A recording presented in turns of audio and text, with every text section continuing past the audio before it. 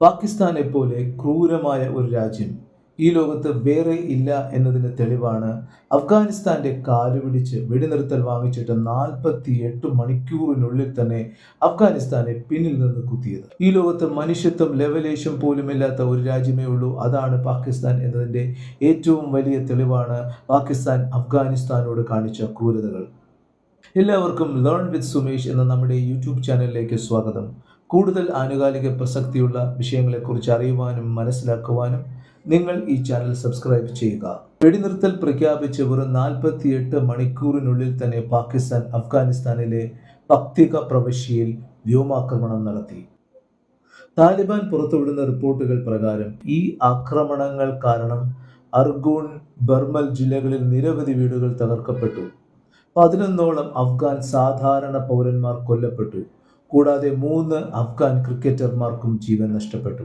ഇവർ ഉർഗൂൺ ജില്ലയിൽ ഒരു സൗഹൃദ മത്സരം കഴിഞ്ഞ് മടങ്ങുകയായിരുന്നു. ഇതിനു പിന്നാലെ താലിബാൻ ഭരണകൂടം മുഴുവനും കടുത്ത രോഷത്തിലാണ്. ഇതിന്റെ ഫലങ്ങൾ അത്യന്തം ഭയാനകമായിരിക്കുമെന്നാണ് അവർ പാകിസ്ഥാന് മുന്നറിയിപ്പ് നൽകിയിരിക്കുന്നത്. അതോടൊപ്പം അഫ്ഗാനിസ്ഥാൻ ക്രിക്കറ്റ് ബോർഡും ശക്തമായ നിലപാട് എടുത്തിട്ടുണ്ട്. ഇനി മുതൽ പാകിസ്ഥാനുമായുള്ള എല്ലാ ബന്ധങ്ങളും അവസാനിപ്പിക്കുന്നുവെന്നും പാകിസ്ഥാനുമായുള്ള യാതൊരു മത്സരവും ഇനി കളിക്കില്ല എന്നും കൂടാതെ പാകിസ്ഥാനെതിരെ കളിക്കേണ്ടിയിരുന്ന T20 പരമ്പരയും അവർ റദ്ദാക്കി.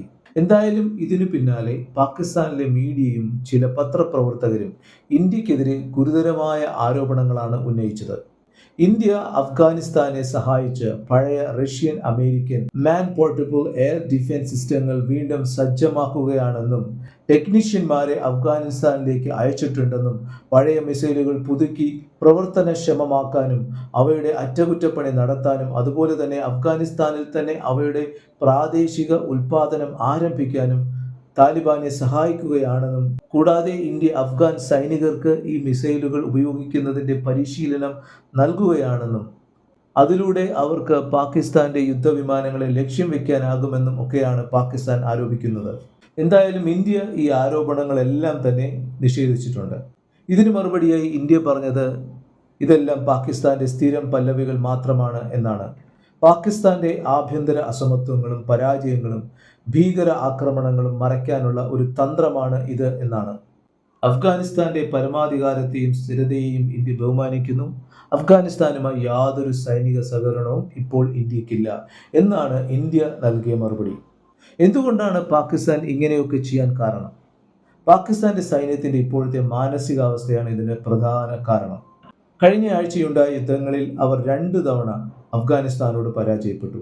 100-ലധികം സൈനികരും പോലീസുകാരും സാധാരണ ജനങ്ങളും കൊല്ലപ്പെട്ടു.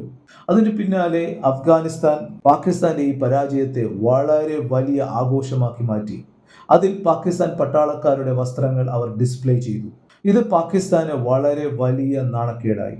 അതുകൊണ്ട് തന്നെ അവരുടെ മുഖം രക്ഷിക്കാൻ അവർ എന്തെങ്കിലും ചെയ്തേ മതിയാകൂ എന്നുള്ള അവസ്ഥയിലായിരുന്നു പാകിസ്ഥാൻ. അതിനായാണ് അവർ ഈ വെടിനിർത്തൽ ലംഘിച്ച് അഫ്ഗാനിസ്ഥാന്റെ മേൽ വ്യോമാക്രമണം നടത്തിയത്. എന്നാൽ ഇത് വളരെ നീചമായ ഒരു പ്രവൃത്തിയായി പോയി എന്ന് തന്നെ പറയണം. കാരണം അഫ്ഗാനിസ്ഥാന്റെ 3 ക്രിക്കറ്റർമാർക്കാണ് ഇതിൽ ജീവൻ നഷ്ടപ്പെട്ടത്. എന്തു തന്നെയായാലും പാകിസ്ഥാനും അഫ്ഗാനിസ്ഥാനും തമ്മിലുള്ള സംഘർഷം ഇപ്പോൾ കൂടുതൽ രൂക്ഷമായിരിക്കുകയാണ്. 2021 താലിബാൻ വീണ്ടും അധികാരത്തിൽ എത്തിയതിനു ശേഷം ഇരു രാജ്യങ്ങളും തമ്മിലുള്ള ഇത്രയധികം രൂക്ഷമായ അതിർത്തി സംഘർഷം ഇതാദ്യമായാണ് സംഭവിക്കുന്നത്. അതുകൊണ്ട് തന്നെ സൗദി, ഖത്തർ എന്നിവർ ചേർന്ന് ഇവരെ കൊണ്ട് വീണ്ടും ഒരു വെടിനിർത്തൽ കരാർ ചെയ്യിച്ചാലും അത് ഇനി അധികകാലം നീണ്ടു നിൽക്കില്ല. ഇവർ രണ്ടും വീണ്ടും തമ്മിൽ തല്ലും. അത് ഉറപ്പായും ഈ മേഖലയെ ഒരു വലിയ അസമാധാനത്തിലേക്ക് നയിച്ചേക്കാം.